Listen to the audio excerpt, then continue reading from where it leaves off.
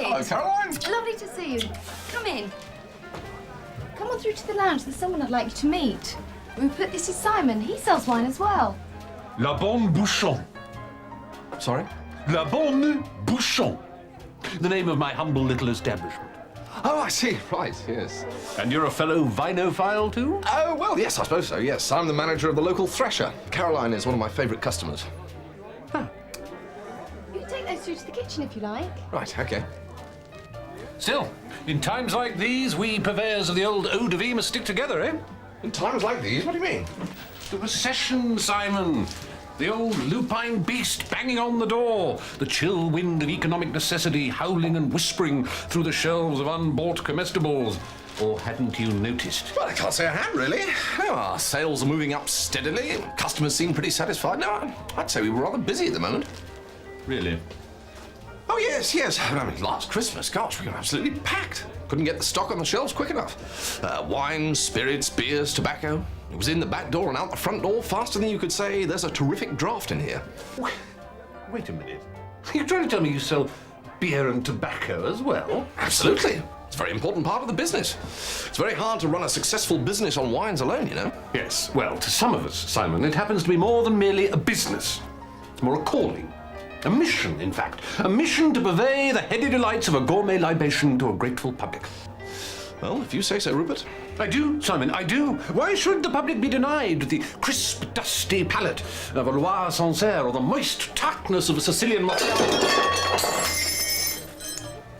Or the dark, fruity aroma of a dried-in Burgundy, perhaps?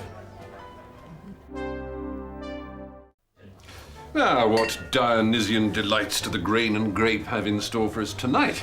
I don't know, but some of these bottles look as if they must be on their 7th party by now. Fairly standard selection of Tafelwein. If Bacchus weren't immortal, he'd be turning in his grave by now. Dear, I must say, most of these beers look fairly obscure to me. Oh, no. No, Sol, Michelob, Rolling Rock. Premier beers from around the world. All excellent stuff and very popular.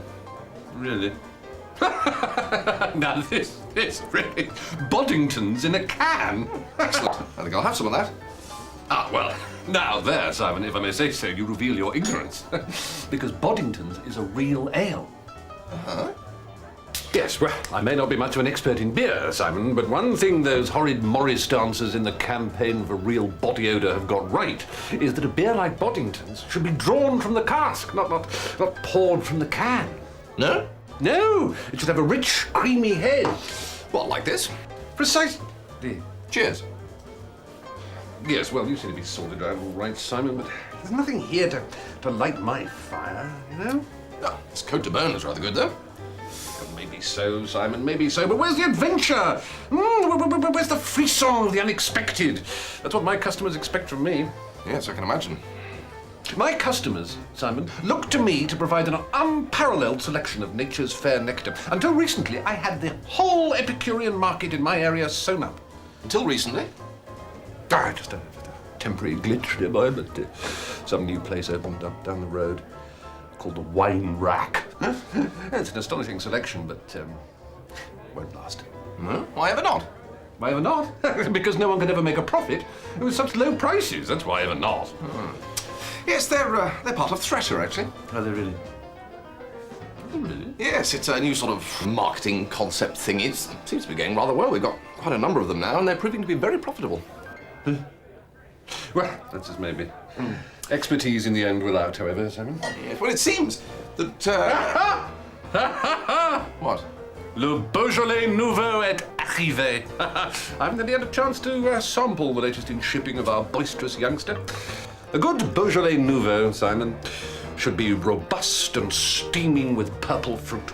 Rich, warm, fallible maybe, yet still redolent of the fecundity of the French countryside. God, this is awful. That's strange. I seem to remember that 1986 was quite a good year.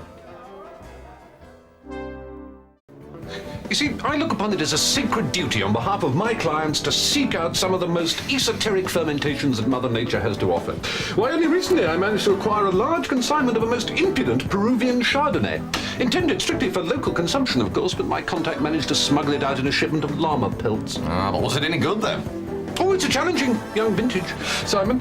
Robust, headstrong, with an almost equine piquancy. It is an acquired taste. Has anyone acquired it yet?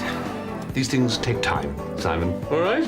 I have an exclusive and knowledgeable clientele. They're not the sort of people who are just here today and gone tomorrow. Well, there certainly don't seem to be many of them here today.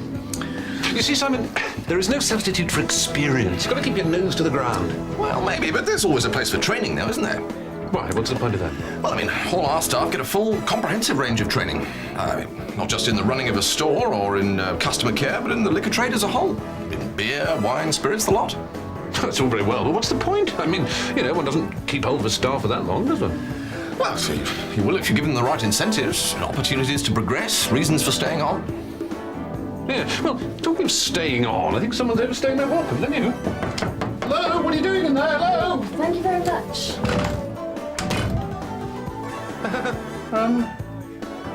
Silly me.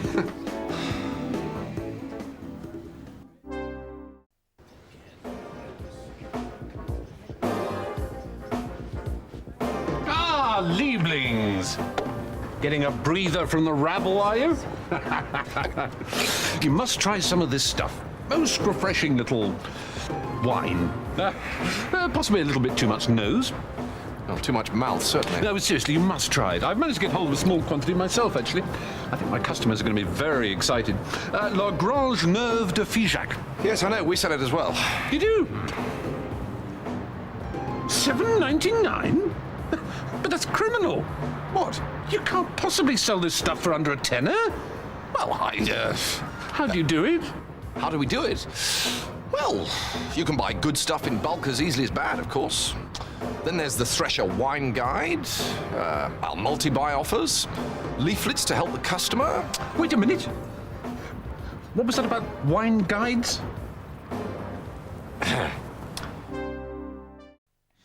Yeah, I mean, it's all very well, Simon, selling all these other little products like beer and tobacco and so on, but you're laying yourself open to all kinds of problems, like stock control, for instance. I mean, selling wine alone is bad enough, all those cases of unsold Retsina cluttering up the office, and then you can never get your hands on enough of the latest nouvelle sensation once Joe Public has got wind of it. Well, it's funny, we never seem to have problems like that. Thresher are quite hot on that, all that stock control stuff. As a matter of fact, it's one of our branch key tasks, like customer care. Customer care? Let me tell you something, Simon. I must waste up to half my time dealing with the kind of person who doesn't know their Alsace from their Orvieto. Just point them to the Lieb Frau milk and tell them to get on with it, I say. Well, what about repeat business? At Thresher, we've found that being friendly to the customers and trying to help them out is the real key to success. If the customers are satisfied, they'll come back. Yes, but what kind of customers? Hey, it's quality that counts. I think so. You see, you've got to concentrate, Simon. One has to concentrate on cultivating the kind of people with sufficient tastes to appreciate the rarefied delights that I have to offer. Such people are few and far between. Yes, I bet they are. Talking of refined delights, have you noticed how improved these days is the culinary fare you can expect at a soirée such as this? Oh, crikey, yes. Yes, it's no longer a stick of stale French bread and a bowl of pink Greek stuff. We take these new snack things, for instance. I mean, exotic tastes from all around the globe are now pretty much the norm. Yes, we sell a lot of these, actually. French mignon morceau, Mexican tortilla chips, Indian Punjab puri, Japanese rice crackers, and these. Crisp, muscular, almost beefy flavour. I wonder where they're from. Well, they're twiglets, if that's a help.